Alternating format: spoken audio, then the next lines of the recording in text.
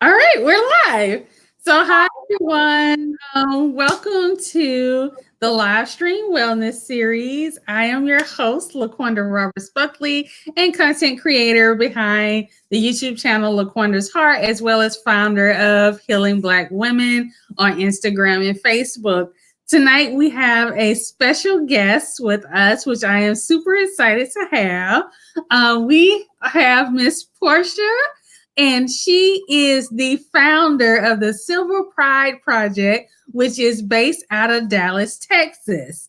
And tonight we're going to be talking about understanding the needs of older LGBTQ plus adults 50 and older. And I'm so excited to have her on board because this is a topic that people just don't talk about. You know, when we talk about aging, we talk about all these other matters, but we're not talking about what's happening to, various communities as they age and how, the discrimination that we deal with and face when we're younger, how that affects us as we get older. And so I'm so happy to have her. She's had a busy day, but I'm so thankful that she could join us tonight. So welcome, Portia. Thank you. Thank you so much. And thank you for this opportunity because you are right. You are right. The things that happen, I mean, everybody realizes that the LGBTQ plus community, and forgive me if I don't always put all of it out, yeah. it's an inclusive rainbow community. Yes. People don't realize that as we get older, we have issues that are unique to us because of our background. And it's very difficult when you grow up being told that you are a pervert. And so that's what you've always heard. But what people don't think about is that everybody in your generation, in my generation, was told the same thing. So we're not only feeling that everybody thinks of us that way, but we know when we walk into a room, whether it's a hospital, any kind of healthcare setting, a doctor's office, we know that everybody was told that same thing. And it makes it really hard for us to feel at ease. And what I'm finding is that so many people in my generation don't seek healthcare when they should because they're afraid of how they're going to be treated. And another topic that I would like to bring up that hopefully we can touch on is recently there have been reports put out that people in my community, in the aging LGBT community, are more at risk for Alzheimer's disease. And that's something that we don't hear very much about. And so at some point, I want to discuss that a little further. And I'm sorry, my mouth is dry. I've been running my mouth all day. You can't see my feet, which is good because I got my Crocs on and I am super comfortable. Be comfortable, most definitely. So, Portia, tell us about, you're the founder of the Silver Pride Project. Yes. How you got to that point in founding the organization, and what was that final drive for you to say, I have to do this and I have to take this work on? Okay. I moved to Dallas from Chicago 7 years ago. Actually, it was 7 years ago, the day before New Year's Eve. And I volunteered with an organization here in Dallas that is a really big organization. And actually, it saved my life because my background is in nursing, and I had an incident where I had a patient that was over 600 pounds, and I blew out some discs in my back. And I had been told that I would never walk again, but I am walking. But also, in addition to that, I could not return to the job that I loved. And so it was like going, because I was a trauma nurse, it was going from 125 miles per hour to 0, stop. So I was so depressed. And my wife is also in nursing. She's a nurse anesthetist. And she decided to take a job in Dallas in order to get me out of the area. And hopefully, well, the heat would work better on my back, but also it would be something new for me to focus on. And what neither one of us realized, but her most of all, didn't realize was that she would be able to get out and go and meet new people. And I would be stuck in the house, you know, trying to deal with my issues of my health and the pain, but also not knowing anybody in this new place. So I started volunteering with this organization called Resource Center, and it was great. It literally saved my life because I was able to meet people in the community, and it gave me a reason to get up in the morning and something new to focus on. But after a few years, I realized it's great, but it didn't have anything for me as an older person. It had, it dealt with people with HIV, people with AIDS, young people, but nothing for me. And so I decided that I needed to create. So I always tell everybody, sometimes you have to create what you want to be a part of. So I started the Silver Pride Project because we're silver. You know, you see this, you know, this isn't gray hair. This is silver. This is silver hair. Somebody says it's my silver unicorn strands. So I started Silver Pride Project, and what we do is, number one, we advocate for LGBT seniors, but also what we do is we sponsor events of no charge to seniors because most of us are on fixed income or heading towards retirement, so we have to save money. We have Coffee and Conversation, or for short, Coffee and Convo, every Monday at one of the libraries here in Dallas, Oak Lawn Library, which is in our neighborhood. And if you're not, are you familiar with the term neighborhood? Okay, it's in our neighborhood. And every Tuesday, we have Coffee and Convo at another library, which is in my neighborhood. And then we have Wednesdays and Thursdays, Rainbow Rec. Now, what Rainbow Rec is, I'm gonna be straight with you. Rainbow Rec, you know, we'll pose on the exercise equipment and everything.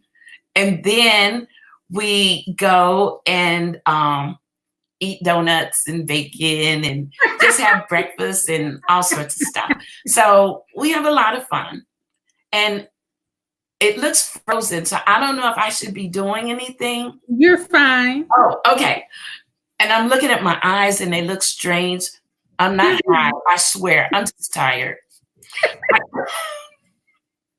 So anyway, what it's all about is decreasing social isolation. There are some studies that estimate social isolation is as bad for you as smoking 1 to 2 packs of cigarettes a day. So it will kill you. It may not be right away, but eventually the cumulative effect is it will kill you. So we want to try and get people in my generation out of the house, up and moving, doing something, giving us a reason to get up in the morning, just like I need it. And that's how it started. That's it in a nutshell, how it started. You know, one thing I love what you said is like you have to create, you know, what you want to happen. And I believe that wholeheartedly. That's like one of the premises of what that I focus on. And I think that the fact that I loved when I was reading about your organization, that it's birthed out of your own experience. Yes. And so there's this deep connection and understanding of what someone else may be going through or living through, because it's birthed out of your own experience. So going digger deeply or deeper into the conversation, what do you think are, outside of the social isolation, what do you think are some of the major issues that our older adults in the community are facing? Well, the biggest one is lack of culturally competent healthcare services. It's a big issue because we all want to be comfortable. And there's a lot of, not, I won't say uneducated people in healthcare. They're very highly educated, but not in regards to people in the rainbow community. And we're uncomfortable with anything that is not specifically geared towards us. And so how that ties into aging, let me use for an example, a couple that we just did some things with a few weekends ago. It's a lesbian couple, and they're in their late 70s. And one wife has Alzheimer's. And they made a promise to each other that as they got older, they would never put each other in a nursing home. So they're going to age in place. But it's time for hospice for the one with Alzheimer's. Well, as you know, when you're older, you're not as active, you're not as physically able to do things. So the house had gotten into kind of disrepair. There was a lot of stuff that needed to be done. And so one wife decided she couldn't have social services come in because she was afraid that they would take her spouse away from her care. And so she asked for help. And what we did was we got together a group of people, and over the course of a weekend, we cleared out the house. We did some work to get it up to where it should be and able to bring healthcare providers in, and just made it so that they could comfortably receive care without having to de-gay the house and worry about social services coming in and removing the other spouse out of the home. So when you were speaking about competency when it comes to healthcare, how do you think, because all of these professions, I'm in a helping profession, I'm a therapist, and so we have to have continuous education when it comes to the community and various communities and how we practice with them. What do you feel like are the steps that healthcare professionals need to take in order to become competent, not even just competent, but gather a level of identifying people where they are and identifying the whole person and their identity, so that they can, treat them and not parts of them, or the parts of them that they want to see and ignore the rest. How do you get to a point, if I was a professional and I'm saying, well, I want to know how to better be able to serve this community? That's a great question, and I wish more people asked it.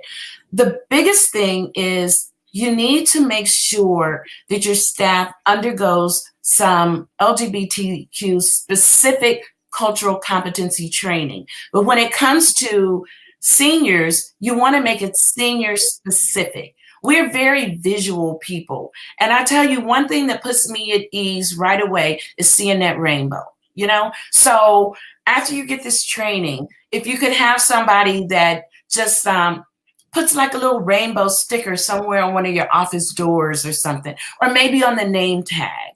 And also think about what a difference this would make.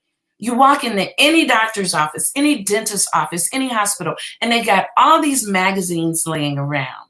They've got looks and lives from 1964, they've got Time and Newsweek and everything. Have you ever walked any place into an office and seen a copy of The Advocate laying around?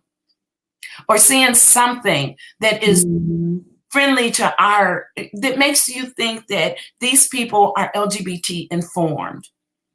You can get people into a place, but if they don't have a reason to open up and trust you, they're not going to give you their whole self, and they're going to hold back. And the only way you as a provider can take care of me holistically is to allow me the chance to trust you. And then I can tell you every little thing about me without holding back. It's a trust issue. And I think it is so true when it comes, in all spectrums across the healthcare board.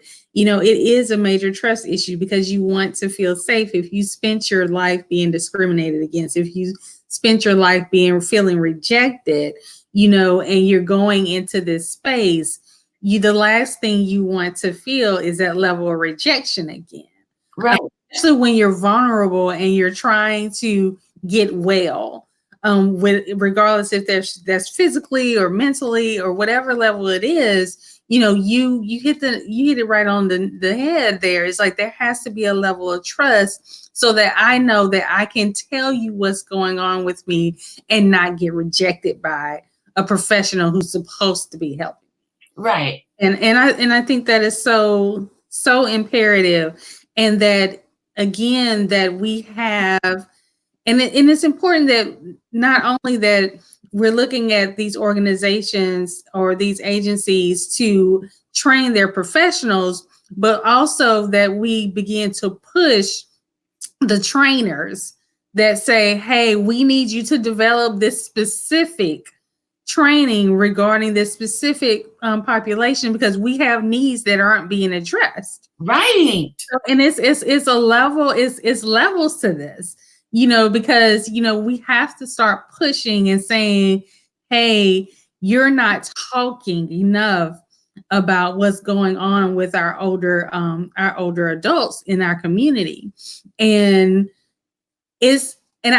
for someone who looks for various trainings, it can be far and few between before you find a training that's specific enough and detailed enough to address the needs that we're facing right now. As I'm 40, so I'm going to be obviously I'm going to age, and there's things that I think about because I live with bipolar disorder, and so as I get older, it's like, okay, I don't know how I'm going to feel, when I get older, and as life just begins to progress, am I going to be able to find a practitioner that is competent to not just address my condition, but welcomes, if I'm talking about, my spouse, or welcome, if I'm talking about, what's going on in the community, and not feel isolated yet again. Right, right. And I think that's the thing, because it becomes a secondary form of trauma. You're traumatized. You can be traumatized in your community, and then you don't have a safe space. And it robs the individuals of another safe space that they need to have.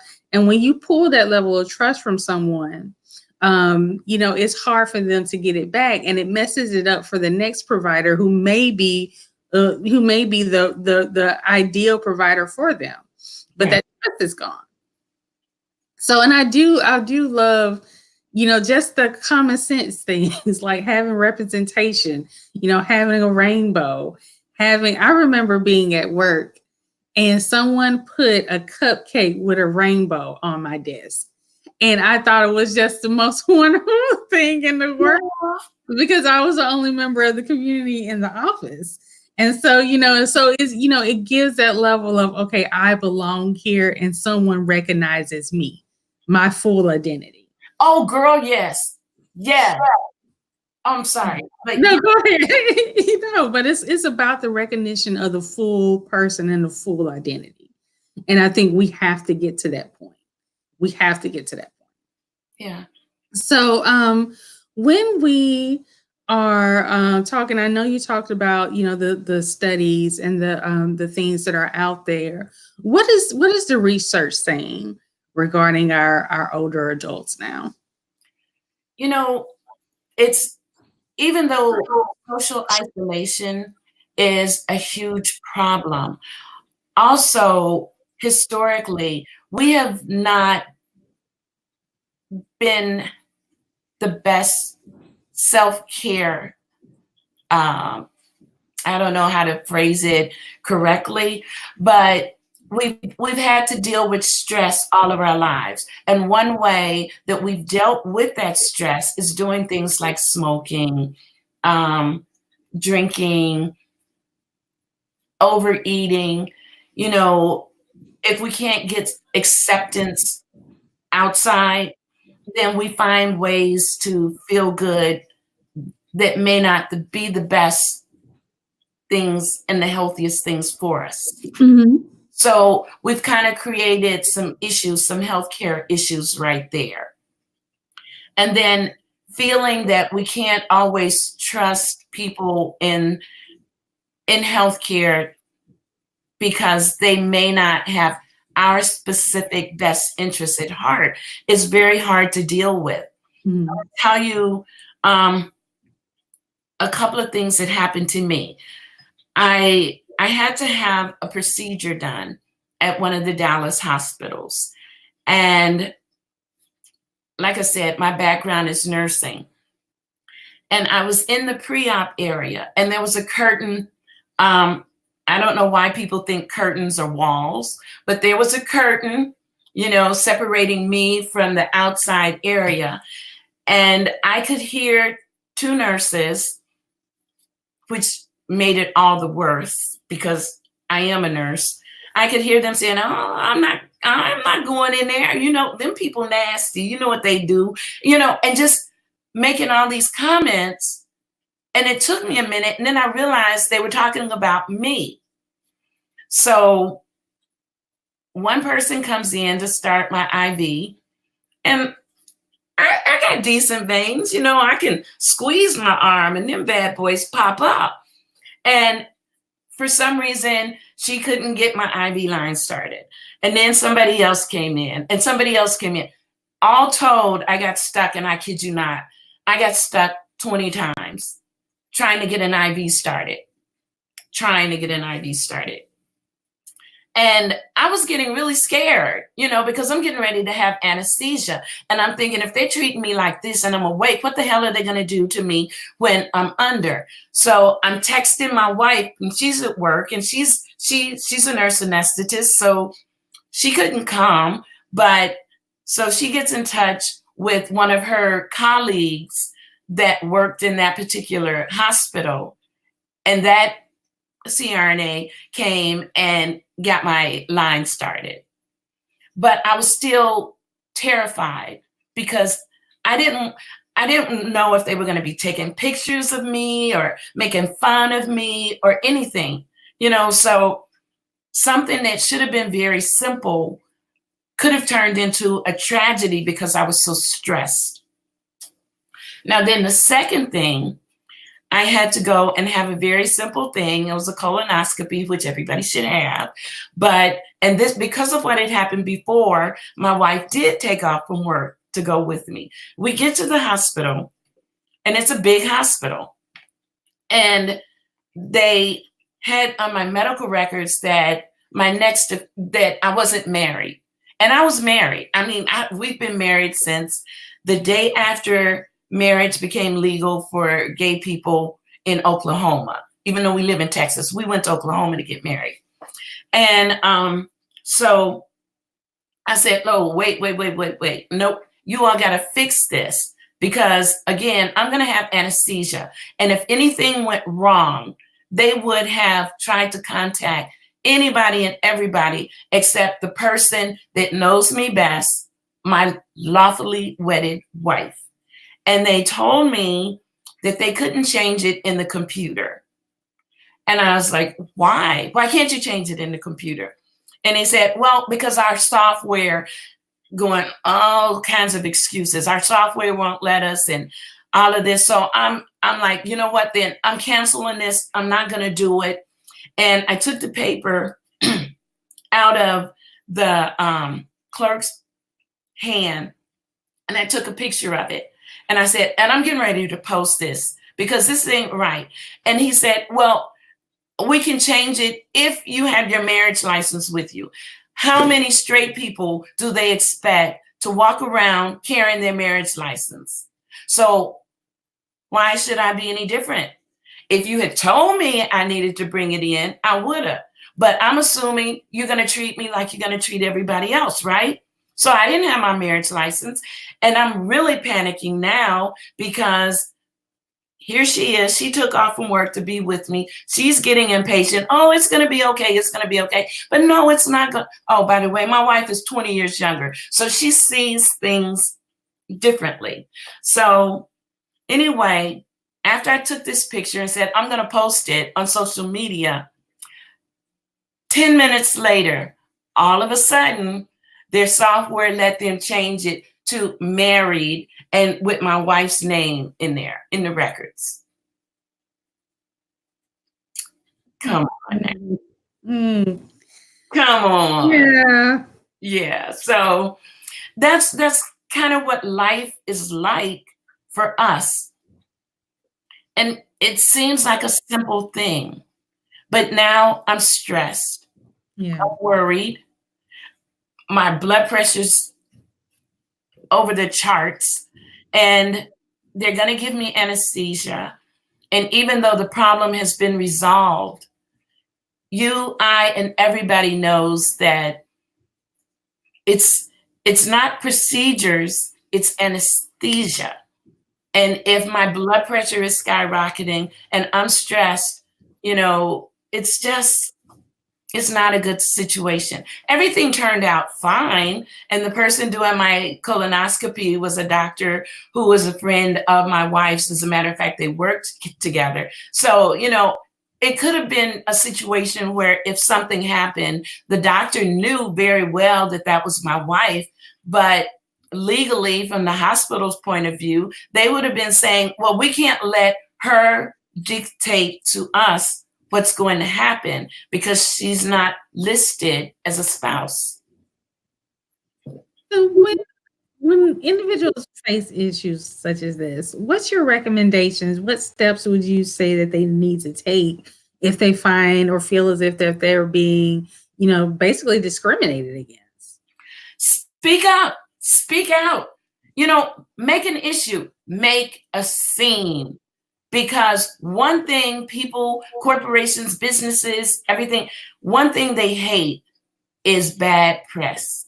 You are only, and I speak this truth as somebody who has been in the healthcare field for over 35 years. You are only as good as the care that the last person, the last patient that you took care of. You're only as good as what they say you are. And I love social media.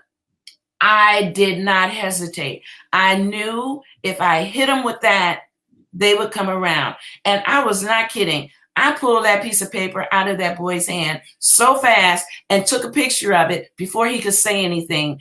And I was ready to post it on Insta, on Facebook, on Twitter. I didn't even know Snapchat, but I'd have been snapping and everything, you know? Because you got to that's what you have to do to get other people involved. And we all have our social media friends who will pick up our cause. And that's so important.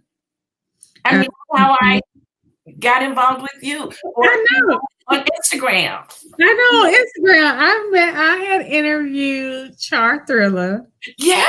I interviewed Char Thriller, and that's how I came across you, because he's a wealth of information. But we were talking about how his experience, you know, being an older transgender male, how, you know, things are different from him, you know, and it's the landscape and how he navigates, you know, is different. And so when I started to have that conversation with him, and then I came across you, and I was like, oh, this is a conversation we need to have. And so it's like, yeah, it trickles down. It really does trickle down, and it spreads. You're here. Oh. You're still here. It froze up again. I don't know what you just said, but you're still here. So okay. So one thing is that if an individual is looking to start somewhere and they're saying, or even if this individual is saying that I want to be able to, you know, help the community, or they're themselves, they're older member of the LGBTQ plus community, but they want to get involved in moving change and starting to get their voices heard when it comes to things. You know, where do they start? Where do they start, and you know, to be able to bolster the things that they're dealing with? My suggestion, because a lot of things seem to be catered to younger members of the community. Let me tell you, I've been involved with SAGE, and I'm not sure if you're familiar with it, but it's the largest LGBT senior advocacy organization in the country. And one person, they will not hear you. 100 people, still, they may not hear you. But our collective voices, we will be heard. So I took my little organization, and I'm working towards becoming a SAGE affiliate, because SAGE is the gold standard when it comes to aging in the LGBT community. But for just one person, I would say reach out to the senior advocacy group in your community. If you live in Dallas, it's me. It's Silver Pride Project. I mean, there are other organizations. Yeah, we're gonna say the Silver Pride Project. Yeah. Yes, there are other organizations, but I have to say this: we are the only one that is boots on the ground doing things for members of the community. Symposiums are great, educating is great, but we also need help. Everybody needs help. Yes, that's service. So that's why I say Silver Pride Project. And then another reason that I recommend hooking up with me or my organization is because I'm not always politically correct. And, you know, I just don't, I'm not going to say I don't give AF, but I really don't. I'm going to speak my mind. I'm going to tell it like it is.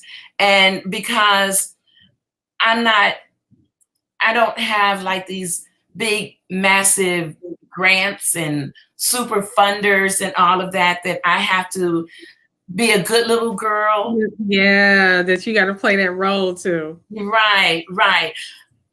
I spent too much of my life wearing that mask, and I don't have a lot of time left. And I have so much I need to do in the short amount of time that I have on this earth. So I'm going to speak my truth, and I am going to make as much noise as I can. And if I don't, who will? Who will speak up and speak out and be for real about it? You know? And so you find there's somebody like my organization probably in every city in this country. You may not know about it, but if somebody is looking for something, they can follow me on Facebook. My name's Portia Cantrell, or you can look for Silver Pride Project. You can look for me on Twitter, and you can look for me on Instagram. And if there isn't an organization that you can get involved with in your particular city, I will find one for you, because like I said, sage is the shit. Can I say that? Yeah. I mean, I guess I can't. Yeah. And they know everything to do with aging in the community. And they will find somebody for you. They will find a group for you. And that's why it's so important to me that I become a SAGE affiliate, because I can yell, but they can yell so much louder because they're all over the country. And I really, it's not a good analogy to make, but this is the best I can come up with. SAGE to the LGBT community is what AARP is to the community at large, the aging community at large. So if you need somebody to have your back, SAGE would have your back. If you're in Dallas and you're an LGBTQ senior and you need somebody to be there for you and have your back, give me a call. You know, that's it. I love it. I love it. I love your personality so much. Well, let me tell you, I was at this conference and there were people that were saying, we didn't even know there were old gay people. I'm like, what? But one little 20-year-old gave me one of those compliments. I had to come home and ask my wife, was this shade or was this a real compliment? She said, you know, if all old people were like you, the world would be a better place. I didn't know how to take it. I said, thank you.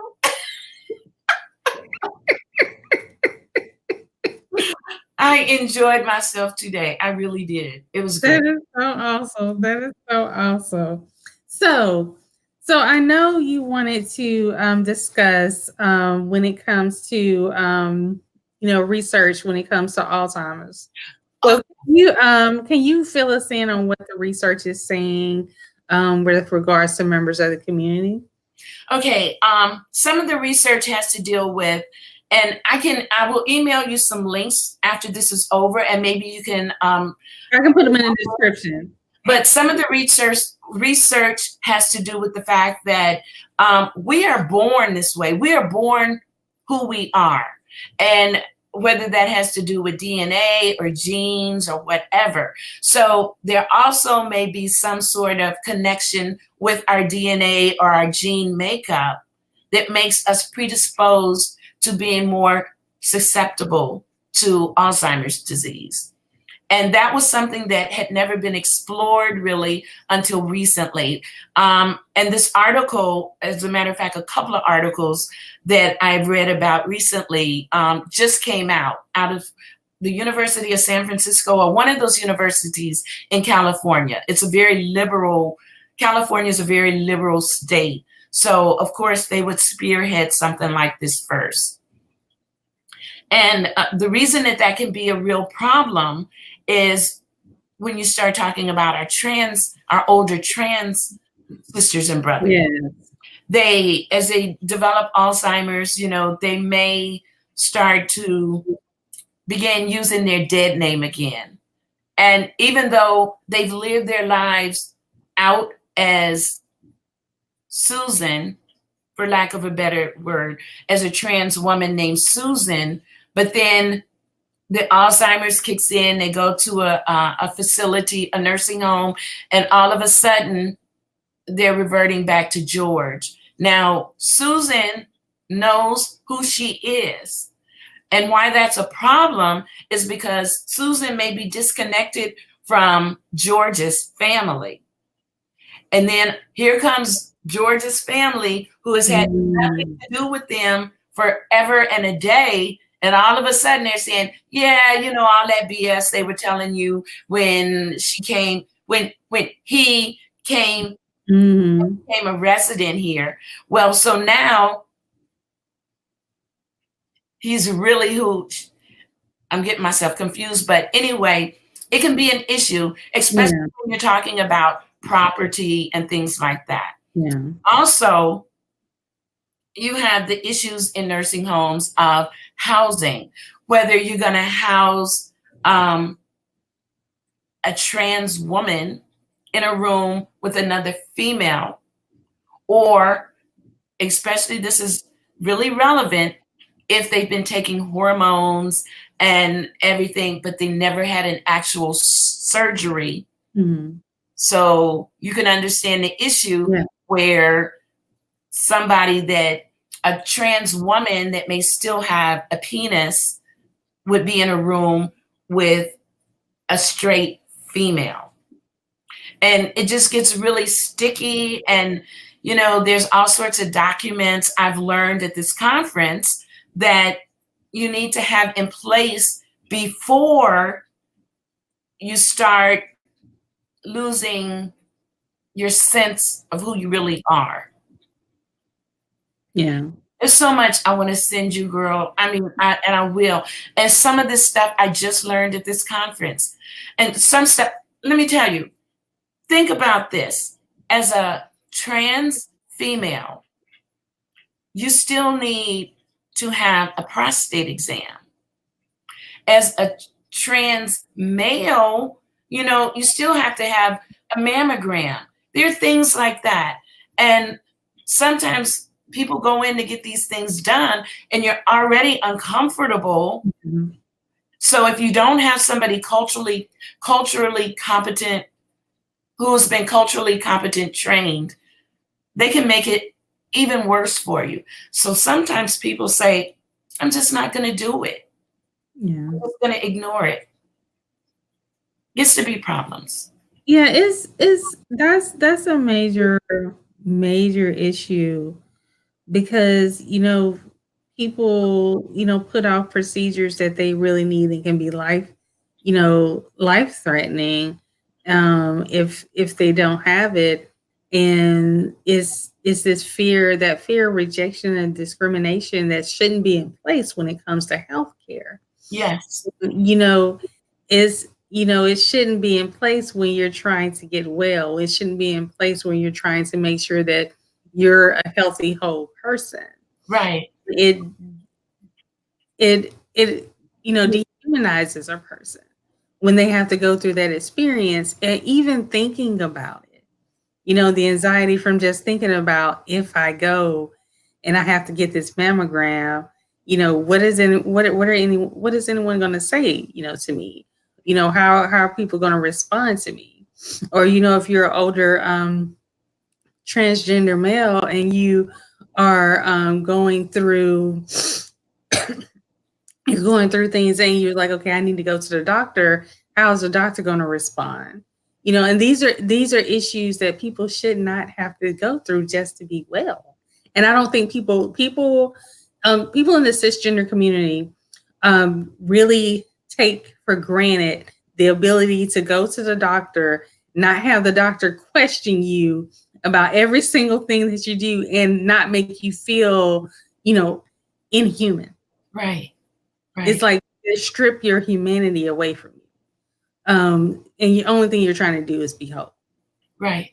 So, it goes back to that whole thing where we started the conversation, that cultural competency, in understanding how to not just treat people medically, but how to treat people, period. Right. Yes. How to treat people, period. So, Portia, I know that we could talk all night when it comes to these issues. Can you tell everyone once again how they can connect with you if they want to find out more about the Silver Pride Project? Okay. You can email me at, where am I? I'm looking at myself, but I should be looking at you. Okay. It doesn't matter. You can email me at Portia RN at iCloud.com. That's PORTIA RN for registered nurse at iCloud.com, or Portia PORTIA at silverprideproject.com. You can follow me on Facebook, Portia Cantrell, or on Twitter, Silver Pride Project, or Portia Cantrell, or Portia RN. I have 2 Twitter accounts. Okay.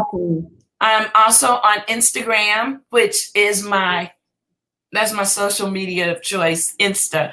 And that is Silver Pride Project. All right. So thank you so much. If you just hopped in and want to see the conversation, it will be live on, the replay will be recorded on YouTube. So be sure to check that out. Portia, thank you so much for joining us. I appreciate and I love the discussion. Thank you so much. Thank you. All right, you guys, be sure to look out for our next episode coming next month, and I will see you guys later. You can always find me at Laqwanda's Heart on Instagram and Facebook.